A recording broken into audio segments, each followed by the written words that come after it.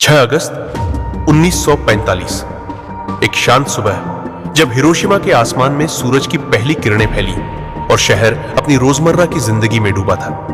कोई नहीं जानता था कि बस कुछ ही मिनटों में सब कुछ बदलने वाला है, हमेशा के लिए। यह सिर्फ एक शहर की तबाही नहीं थी, यह इंसानियत की सबसे काली सुबह थी।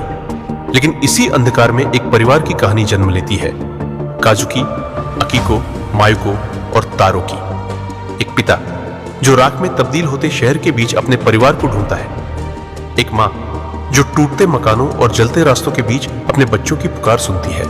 यह कहानी है जंग के बीच उम्मीद की और उस पल की जब पूरा आसमान रो पड़ा। सूरज की पहली किरणें हिरोशिमा के ऊपर फैली थीं। 6 अगस्त 1945 की सुबह थी और शहर अपने रोजमर्रा के जीवन में व्यस्त था। सड़कों पर साइकिलों की घंटियां बज रही थीं, मछुआरे अपनी नावों को क्योटो नदी के किनारे ले जा रहे थे और बच्चे स्कूल की ओर बढ़ रहे थे। हिरोशिमा एक जीवंत और सैन्य महत्व का शहर द्वितीय विश्व युद्ध के अंतिम दौर में भी अपनी शांति और सौंदर्य को बनाए हुए था। लेकिन उस सुबह कुछ ही पलों में सब कुछ बदलने वाला था।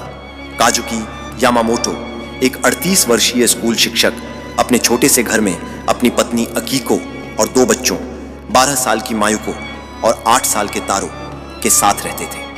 उनका घर हिरोशिमा के केंद्र से कुछ किलोमीटर दूर एक शांत इलाके में था, जहां बगीचे में चेरी के पेड़ हर वसंत में खिलते थे। काजुकी एक सौम्य और विचारशील व्यक्ति थे जो अपने छात्रों को इतिहास और साहित्य पढ़ाते थे। अकीको एक कुशल गृहिणी थी जो अपने परिवार के लिए हर दिन टिफिन बॉक्स तैयार करती थी और पड़ोसियों के साथ मिलकर सामुदायिक कार्यों में हिस्सा लेती थी। उस सुबह काजुकी स्कूल के लिए तैयार हो रहे थे। मायुको अपनी किताबों को बैग में डाल रही थी, जबकि तारो अपनी पसंदीदा लकड़ी की तलवार से खेल रहा था। अकीको ने रसोई में चाय बनाई और हल्के से मुस्कुराते हुए कहा, काजुकी, आज तुम्हें देर नहीं करनी चाहिए। स्कूल में नया पाठ शुरू करने वाले हो ना? काजुकी ने हंसते हुए जवाब दिया, हाँ, आज मैं बच्चों को हाइकू के बारे में पढ़ाऊंगा, शायद मायुको भी कुछ लिखे। मायुको ने शर्माते हुए कहा, पापा, मेरे हाइकू तो अच्छे नहीं होते। परिवार का यह हल्का फुल्का पल उस दिन की सामान्य शुरुआत का हिस्सा था। सुबह 8:15 पर काजुकी अपने स्कूल की ओर साइकिल चला रहे थे, जो शहर के केंद्र के पास था। मायुको और तारो अपने स्कूल की ओर पैदल जा रहे थे, जो उनके घर के नजदीक था। अकीको घर में बगीचे की देखभाल कर रही थी। तभी आकाश में एक चमकदार रोशनी फैली। ये इतनी तेज थी कि ऐसा लगा जैसे सूरज पृथ्वी पर उतर आया हो। कुछ ही सेकंड बाद एक धमाका हुआ और हिरोशिमा शहर एक अभूतपूर्व त्रासदी की चपेट में आ गया। यह लिटिल बॉय था, वह परमाणु बम जिसे अमेरिकी B-29 बॉम्बर एनोला गे ने हिरोशिमा के ऊपर गिराया था। विस्फोट ने तुरंत हजारों लोगों की जान ले ली और शहर के बड़े हिस्से को मलबे में बदल दिया। इमारतें धूल में मिल गईं, पेड़ जलकर राख हो गए और जो लोग विस्फोट के केंद्र के पास थे वे पलक झपकते ही गायब हो गए। काजुकी उस समय अपने स्कूल के बाहर थे। विस्फोट की गर्मी और धमाके की लहर ने उन्हें जमीन पर पटक दिया।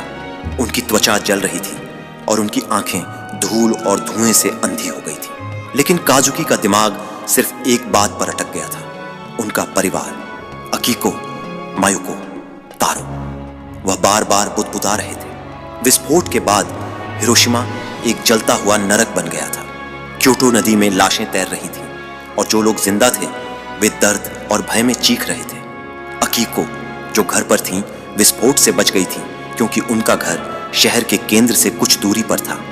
लेकिन उनका घर आंशिक रूप से ढह गया था और उनकी बांह में चोट लगी थी। फिर भी उनकी पहली चिंता उनके बच्चे थे। अकीको ने मलबे से निकलकर मायुको और तारो के स्कूल की ओर दौड़ना शुरू किया। रास्ते में उन्होंने जले हुए शरीर, रोते हुए लोगों और धुएं से भरे माहौल को देखा। लेकिन एक मां के दिल में सिर्फ अपने बच्चों की सलामती की दुआ थी। स्कूल पहुंचकर उन्होंने देखा कि इमारत का आधा हिस्सा ढह गया था। वह चीखीं, मायुको, तारो। तभी एक कमजोर आवाज ने उनका ध्यान खींचा। यह तारो था जो मलबे के नीचे फंसा था। अकीको ने अपनी सारी ताकत लगाकर तारो को बाहर निकाला। उसका चेहरा खून से सना था, लेकिन वह जिंदा था। मायुको पास ही थी, एक दीवार के पीछे छिपी हुई। वह सदमे में थी, लेकिन शारीरिक रूप से ठीक थी। अकीको ने दोनों बच्चों को गले लगाया और रोते हुए कहा, हम ठीक होंगे, हम सब ठीक होंगे। लेकिन काजुकी का कोई पता नहीं था। काजुकी, जो विस्फोट के समय शहर के केंद्र के करीब थे, गंभीर रूप से घायल हो गए थे। उनकी त्वचा पर जलन के निशान थे और उनके फेफड़े धुएं से भरे हुए थे। फिर भी वह अपने परिवार तक पहुंचने के लिए रेंगते हुए आगे बढ़ रहे थे। रास्ते में उन्होंने एक छोटी लड़की को देखा जो अपनी मां के जले हुए शरीर के पास रो रही थी। काजुकी ने उसे सांत्वना दी और उसे एक राहत शिविर की ओर ले गए, जहां कुछ लोग घायलों की मदद कर रहे थे। उस दिन हिरोशिमा में मानवता का एक अनोखा रूप सामने आया। जहां एक तरफ विनाश था, वहीं दूसरी तरफ लोग एक दूसरे की मदद कर रहे थे। काजुकी ने देखा कि कैसे एक बुजुर्ग व्यक्ति अपनी आखिरी सांसें लेते हुए भी अपने पड़ोसी को पानी पिलाने की कोशिश कर रहा था। यह दृश्य काजुकी के लिए प्रेरणा बना। उन्होंने सोचा, अगर ये लोग हार नहीं मान रहे तो मैं भी नहीं मानूंगा। कई घंटों की तलाश के बाद काजुकी आखिरकार अपने घर के पास पहुंचे। वहां का दृश्य देखकर उनका दिल टूट गया। उनका घर मलबे का ढेर बन चुका था और आसपास कोई नहीं दिख रहा था। लेकिन तभी उन्होंने तारो की आवाज सुनी, पापा। तारो ने दौड़कर काजुकी को गले लगाया। अकीको और मायुको भी पास ही थी। परिवार फिर से एक हो गया, लेकिन उनकी खुशी अधूरी थी। उनका शहर, उनका घर और उनकी जिंदगी हमेशा के लिए बदल चुकी थी। 9 अगस्त 1945 को, जब हिरोशिमा अभी अपनी त्रासदी से उभरने की कोशिश कर रहा था, नागासाकी पर एक और परमाणु बम फैट मैन गिराया गया। काजुकी का एक चचेरा भाई हारुकी नागासाकी में रहता था। हारुकी एक डॉक्टर था जो स्थानीय अस्पताल में काम करता था। विस्फोट के समय हारुकी अपने अस्पताल में मरीजों का इलाज कर रहा था। नागासाकी का विस्फोट हिरोशिमा से अलग था, क्योंकि शहर की भौगोलिक स्थिति ने विनाश को कुछ हद तक सीमित किया। लेकिन फिर भी हजारों लोग मारे गए और हारुकी का अस्पताल मलबे में बदल गया। हारुकी बच गए, लेकिन उनकी आंखों के सामने उनके कई सहकर्मी और मरीज मर गए। हारुकी ने उस दिन का वर्णन अपने पत्र में किया, जो बाद में काजुकी को मिला। मैंने उस दिन मानवता का सबसे भयावह रूप देखा, लेकिन मैंने यह भी देखा कि लोग कितने मजबूत हो सकते हैं। एक मरीज जिसकी दोनों टांगें कट चुकी थीं, फिर भी अपने बेटे को ढूंढने की कोशिश कर रहा था। मैंने उसकी मदद की, लेकिन हम उसे नहीं ढूंढ पाए। मैं आज भी उसकी आंखों में देखता हूं। हिरोशिमा और नागासाकी की त्रासदी ने लाखों लोगों की जिंदगी छीन ली, लेकिन इसने मानवता की जीवटता को भी उजागर किया। काजुकी और उनका परिवार हिरोशिमा में रहने की कोशिश करते रहे। उन्होंने एक अस्थायी आश्रय में शरण ली, जहां वे अन्य बचे हुए लोगों के साथ रहते थे। अकीको ने सामुदायिक रसोई में काम शुरू किया, जहां वह सैकड़ों लोगों के लिए खाना बनाती थी। मायुको ने अपने स्कूल के बचे हुए बच्चों के लिए एक छोटा सा पढ़ाई का समूह बनाया, जहां वे एक दूसरे को हाइकू और कहानियां सिखाते थे।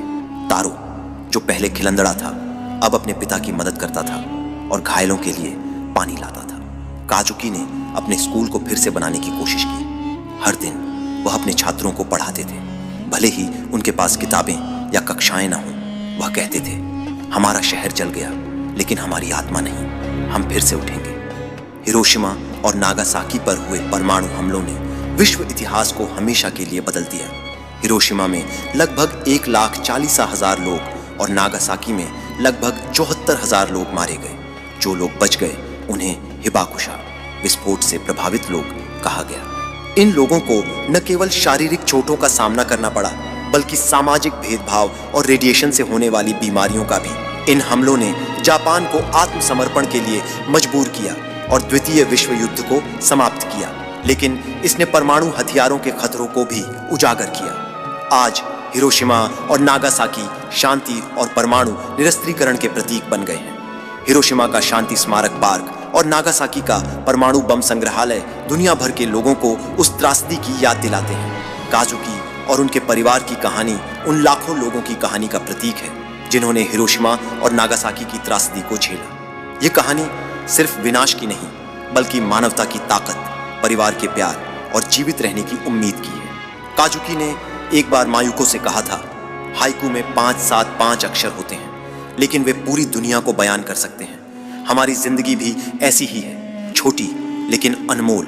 आज हिरोशिमा के चेरी के पेड़ फिर से खिलते हैं, शहर फिर से जीवंत है, लेकिन उस 6 अगस्त 1945 की सुबह की छाया हमेशा बनी रहेगी, एक चेतावनी के रूप में कि मानवता को कभी भी ऐसी त्रासदी को दोहराने की गलती नहीं करनी चाहिए।